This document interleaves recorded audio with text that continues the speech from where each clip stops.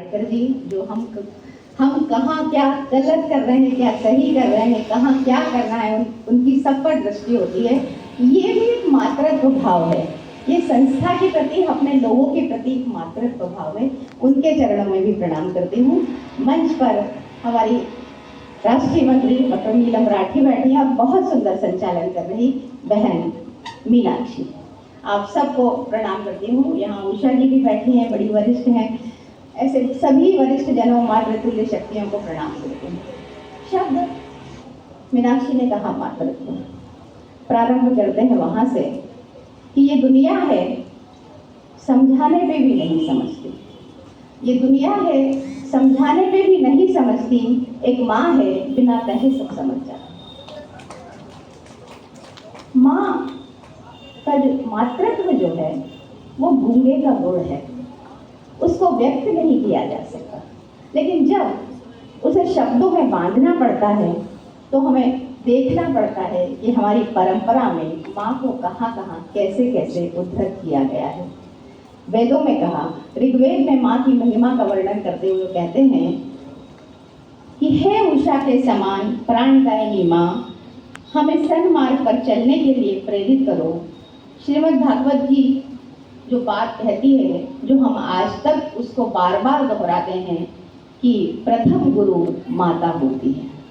उसके बाद जब महाभारत में यक्ष युधिष्ठिर से प्रश्न करते हैं कि भूमि से भारी क्या है, तो युधिष्ठिर उत्तर देते हैं, माता गुरुवरा भूमि, माता गुरु से भी बड़ी भारी होती है। महर्षि वेदव्यास अपने माता के बारे में कहते हैं, नास्ति मात्र सम छाया, नास्ति मात्र सम गति, नास्ति मात्र सम प्राण, नास्ति मात्र सम प्रियः। माता के समान कोई छाया नहीं है, माता के समान कोई सहारा नहीं है, माता के समान कोई रक्षक नहीं है और माता के समान कोई प्रिय नहीं है। हम ऐसे मातृत्व की बात कर रहे हैं। माँ एक अलौकिक शब्द है। ऐसा शब्द, एक ऐसा अलौकिक भाव जो स्त्री की गरिमा, स्त्री की गरिमा में, उसके व्यक्तित्व में अंतर्निहित होता है।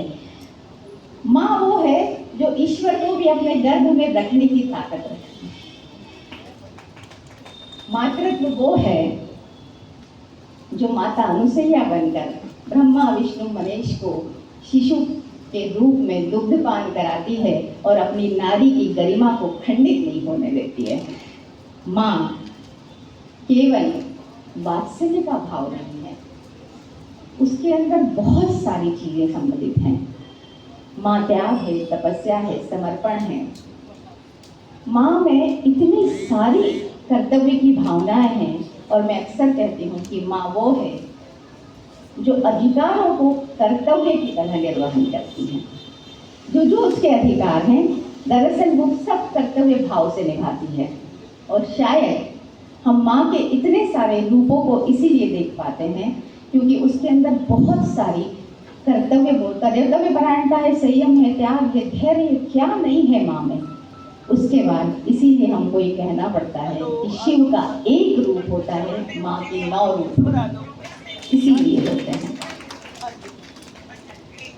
अक्सर जब स्त्रियों की बात होती है तो मैं एक बात कहती हूँ कि स्त्रियाँ स्वभाव से शतराणी होती है। अभी शौर्य पर नीलम जी ने जब बात की तो उनका जो पूरा उद्भव इसी भावभूमि पर था कि स्त्रियाँ स्वभाव से ही शतराणी होती है। लेकिन जब मैं गौर करती हूँ तो मुझे लगता है कि माँ जब अपने शिशु को पढ़ा रही होती है, उसको शिक्षित दीक्षित संस्कारित कर रही होती है, तो वो ब्राह्मण होती है। जब अपने बच्चे के लिए, अपने परिवार के लिए वो किसी मुश्किल से मुश्किल, कठिन से कठिन, बड़ी से बड़ी सामने जो चुनौती हो उससे लड़ जाती है तो वो शतरानी होती है, तब वो क्षत्रिय होती है। और जब वो अपने बच्चे के लिए, अपने परिवार के लिए छोटी छोटी बचत करती, छोटे छोटे एडजस्टमेंट करती है, अपने परिवार का जो बजट है वो कैसे नियंत्रित हो इसके लिए पूरी तरह प्रयासित रहती है, तब वो वणिक होती है, वैश्य होती है। इसी तरह जब माँ अपने छोटे बच्चों का सूसू पॉटी जो है वो साफ कर रही होती है या अपने घर के बुजुर्गों को देखभाल कर रही होती और इस तरह के काम कर रही होती तो वो शुद्ध होती। तो माँ में संपूर्ण हमारा समाज जो है वो समाया हुआ है। और हम ये कहना कहीं गलत नहीं होगा, हम कहते ही हैं कि माँ में संपूर्ण सृष्टि जो है वो समाई होती है। माँ, जब मैं बार बार कहती हूँ कि माँ का जो व्याप है वो बहुत बड़ा है, उसके लिए हमें देखना होता है कि कैसे मातृत्व जब शिवाजी के शौर्य को पोषित करता है तो वो माता जीजाबाई हो जाता है। मातृत्व जब प्रजा में अपना विस्तार करता है, मातृत्व जब अपने बच्चे से निकलकर पूरे समाज के लिए, पूरे राज्य के लिए, पूरे देश के लिए हो जाता है, तो वो देवी अहिल्याबाई होलकर हो जाता है। मातृत्व जब संपूर्ण राष्ट्र को अपनी साहस की बूंदों से भिगोता है तो साहस की प्रतिमूर्ति वीरांगना लक्ष्मीबाई हो जाता है, रानी दुर्गावती हो जाता है, झलकारी बाई हो जाता है, रानी गाइडेलू हो जाता है, रानी चन्नम्मा हो जाता है। आप सब स्त्रियां हैं, बहुत अच्छे से समझ सकती है त्याग को क्या होता है।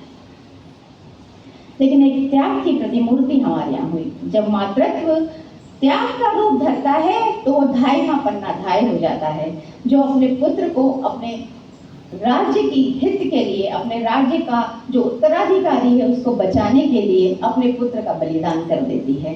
तो त्याग जब मातृत्व का रूप धरता है तो वो पन्ना धाय हो जाता है। इसीलिए मातृत्व का अर्थ केवल वात्सल्य तक सीमित नहीं है। स्त्री संतान को जन्म दे या ना दे, उसके अंदर मातृत्व अंतर्निहित है।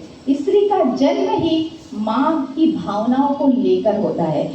एक बहुत बड़े संत हुए हैं, उन्होंने कहा कि माँ वो नहीं होती जो अपने बच्चे के कष्ट में, अपने बच्चे के दुख में दुखी होती है। माँ तो वो होती है जो किसी के भी कष्ट में, किसी के भी बच्चे या किसी के भी कष्ट में, कि समाज में किसी को भी कष्ट हो, उसका हृदय बिलख जाए तो वो माँ होती है, असली माँ वो होती है। और वो माँ होने के लिए स्त्री का जन्म लेना आवश्यक नहीं। मातृत्व भाव जो है वो किसी में भी हो सकता है। हम इसको थोड़ा व्यापक रूप में देखें। हम निस्संदेह स्त्री विमर्श की बात कर रहे हैं यहाँ पे, लेकिन मातृत्व भाव का जो विस्तार है वो बहुत बहुत ज़्यादा है। उसको हमें व्यापक दृष्टि से देखना चाहिए। मातृत्व हम लोग बड़े आज की जो हमारी कामकाजी महिलाएं हैं, बहुत सारी चुनौतियों से निकल कर अपने काम पर आती हैं। उनकी माँ उनको पीछे कहीं खींच रही होती है। माँ जो है जब घर से निकलती है तो उसके पीछे उसका रोता हुआ बच्चा, उसका उंगली पकड़कर खींचता हुआ बच्चा उसको घर की ओर खींचता है, लेकिन उसका कर्तव्य जो है उसे बाहर काम करने के लिए प्रेरित भी करता है। इसीलिए माँ दोनों ही रूप में अपने आप को सिद्ध कर रही है। आज के समय में उसकी चुनौतियाँ पिछले समय से बहुत ज़्यादा हैं। तो आज की जो नारियाँ हैं, आज की जो माएँ हैं, आप सब अपने लिए एक बार ताली बजा सकते हैं। एक और बात, मैंने जब वो संत जी की बात कही आपसे कि माँ वो नहीं होती जो अपने बच्चे का, तो मुझे ध्यान आती है कुछ एक दो घटनाएं। आप सब डिस्कवरी चैनल देखते होंगे, उस पर एक बहुत ही प्रचलित, बहुत बार दिखाई जाने वाली एक फिल्म है। एक शेरनी अपने के बच्चे मर जाते हैं, उसके पास एक मेमना आ जाता है कहीं से, और वो मेमना जो है उसको पहले लगता है कि शायद अब ये इसको खा जाएगी, लेकिन उसके अंदर का जो मातृत्व है वो इस तरह से उमड़ता है कि वो उसकी देखभाल करने में शेर को भी उसके पास आने नहीं देती है और कहीं शिकार करने भी नहीं जाती है और एक दिन मर जाती है। वो उसका अपना बच्चा नहीं था। यही मातृत्व का भाव है, यही सच्चा मातृत्व का भाव है। मेरे अपने घर की एक घटना बताती हूँ। मेरे घर के आंगन में एक चिड़िया छोटी सी, उसने घोंसला बनाया।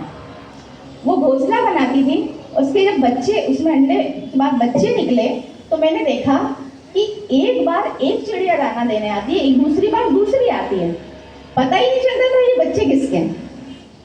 तो ये बात हम मनुष्य शायद भूल गए हैं, लेकिन प्रकृति में मातृत्व का यही स्वरूप है। मातृत्व इसी रूप में जाना जाता है, इसी रूप में विद्यमान है। बहुत एक ऐसी बात जो आपने और हम सब ने महसूस की होगी। आप सब देखते हैं जब स्त्री माँ बनती है और उस प्रसव काल का जो समय है, गर्भकाल का जो समय है, उस दौर से जब गुजरती है तो बहुत सारे विचलन उसके अंदर आते हैं, जिसको आज की भाषा में कहते हैं मूड स्विंग, है ना। कभी कुछ खाने का मन करता है, कभी कुछ करने का मन करता है। ये सब स्त्रियां जानती हैं, जो भी माँ है। तो आप कभी सोचते हैं कि वो क्यों होता होगा? विज्ञान भी इसकी पुष्टि करता है। आपके अंदर जो शिशु पल रहा है, दरअसल ये उसकी इच्छा होती है जो माँ समझती है और करती है। दरअसल वो शिशु चाहता है कि मेरी माँ मिट्टी खाए और वो मुझे भी मिल जाए। ये वो शिशु का कहना चाहिए, उस शिशु की इच्छा है। उस शिशु की बहुत सारी ऐसी बातें, वो बहुत छोटा है, अभी विकसित हो रहा है, वो अबोध है, उसकी आंखें भी नहीं खुली है, लेकिन माँ उसके मन की बात खूब अच्छे से समझ जाती है, खूब अच्छे से जान जाती है।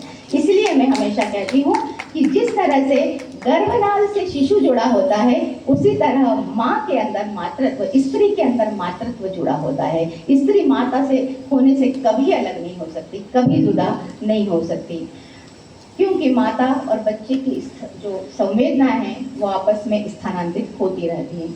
आज के संदर्भ में एक बात कहकर मेरा समय शायद होने वाला होगा, मैं बस 5 मिनट में बात समय खत्म करती हूँ।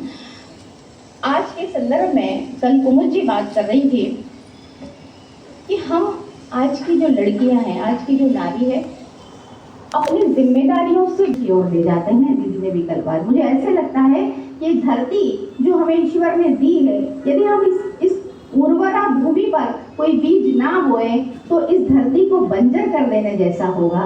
वैसे ही यदि हम पत्नीत्व स्वीकार नहीं कर रहे हैं, हम यदि मातृत्व स्वीकार नहीं कर रहे हैं, तो हम अपने आप को स्त्री को लेकर हो गई हैं। लेकिन एक अंतिम बात जो हम सब ने बहुत महसूस की, और मातृत्व संवेदना का विषय है, मातृत्व हमारी भावनाओं का विषय है। और वहीं से अपनी बात को मैं समाप्त करती हूँ कि माँ जो होती है, बिना कहे, बिना कुछ सुने, बिना जाने, जैसे मैंने पहली पंक्तियों में कहा, सब कुछ समझ जाती है। आपको कुछ, आपकी माँ का कभी फोन आएगा और आप नहीं बताएंगे उसको कि आप दुखी हैं, सुखी हैं, लेकिन आपकी आवाज़ जो वो फोन पे सुनती है, उसके कंपन से वो समझ जाती है कि आज मेरी बेटी खुश है या आज मेरी बेटी को कुछ तो समस्या है। ये माँ ही में ये ताकत है जो वो ये कर सकती है। या मातृत्व भाव जिसके अंदर है वो ये बात समझ सकता है। अपनी इन पंक्तियों के साथ बात समाप्त करती हूँ कि बिन चिट्ठी पत्री सुन लेती मेरे मन की आहट माँ, बिन चिट्ठी पत्री सुन लेती मेरे मन की आहट माँ, कभी न रीते अमृत पूरी है ऐसा अक्षय घट माँ। सांसों की धड़कन वो गिनती, आपके फोन पे वो समझ जाती है। सांसों की धड़कन वो गिनती, स्वर कंपन के भाव चीनती, चिंताओं के छोर पकड़ती, रेखाओं से दर्द बीनती, अला बला पर मंत्र जापती, आशीषों की रट है माँ, कभी न रीते अमृत पूरी है ऐसा अक्षय घट माँ। धन्यवाद।